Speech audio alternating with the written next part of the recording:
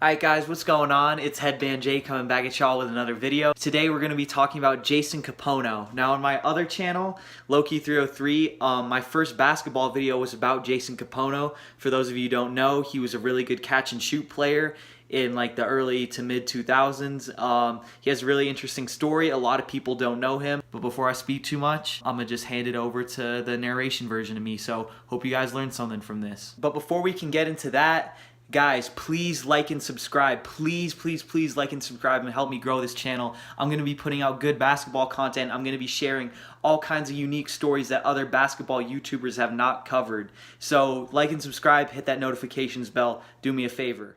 I don't think a lot of people realize this, but Jason Kapono was a straight bucket. For someone who was just a role player in the NBA, I feel like his amateur career, aka everything that came before he was in the NBA, is very underrated. My guy attended Artesia High School in Southern California. Now if that name sounds familiar, that's because it is. I'm pretty sure I've seen this school in a couple Ball is Life videos, but more importantly, this is the school that James Harden graduated from. What's even more impressive is the fact that every famous person from the school is an athlete, most of them being basketball. Every school on Wikipedia has a notable alumni section. Out of the 14 famous people from Artesia High School, all of them were athletes and 8 of them were basketball players. While at Artesia High School, Kapono was named a McDonald's All-American. As many of y'all know, this is a very prestigious achievement. There are tons of great prospects that went on to be amazing NBA players that were snubbed from this game. So you know he was the real deal in high school, where he averaged 23 points per game. After getting buckets for Artesia, Kapono stayed home at UCLA, where he became the first Bruin ever to lead the team in scoring for 4 years in a row, and he also became the first UCLA player to be named first team All-Pac-10 4 years in a row. He's third all-time in scoring in UCLA history, where he's tied with Reggie Miller at 2,095 points. When you consider who Reggie Miller became, that's pretty damn impressive. While he was leaving his mark on the history of UCLA basketball, he also earned a degree in history and graduated in 4 years. In 2003, he was the 31st pick in the NBA draft, where he was selected by the Cleveland Cavaliers. Now, for some reason, no one on the Cavs really noticed him that year. They drafted another guy. His name started with an L or something. I can't really remember who he was, but it's on the tip of my tongue. Anyways, Shoutout only played in 41 games his rookie season, averaging 3.5 points per game. After a quiet year, he was drafted by the Bobcats in the expansion draft. He upped his points per game to 8.5, and he also got the first block in Bobcats history.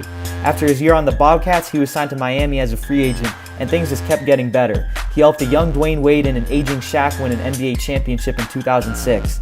He didn't score a single point in the playoffs, and he only played in 1 game, but hey, rings are rings.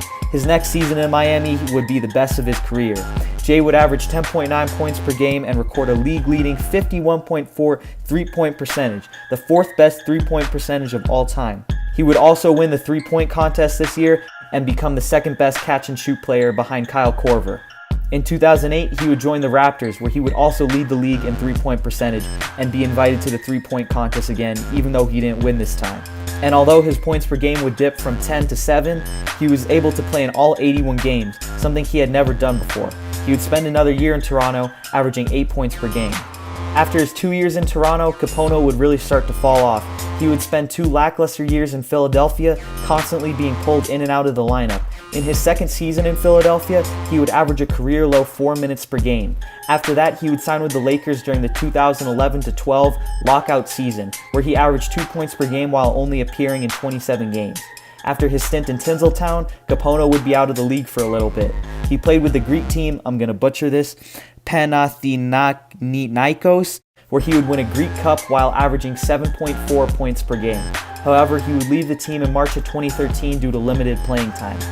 Now, even though he would take a year off from the league, this sharpshooter would have one more chance with the 3 letters. And it's kind of crazy because he spent the 2014 preseason with the one team that loved shooting threes, the Golden State Warriors.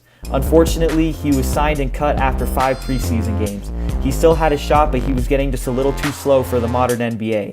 But imagine him being Klay Thompson's backup or playing a similar role to that. Man, that would have been a crazy Warriors team. That would have been the Splash family. And the rest is history. Kapono would retire, and the Warriors would end up winning the NBA Finals in 6 games that following June. I think they would have won in 4 games if they had our guy Jason. I hope you guys learned something. Shout out to Woody in the back. Yeah, so like and subscribe, and I'll see you guys next time.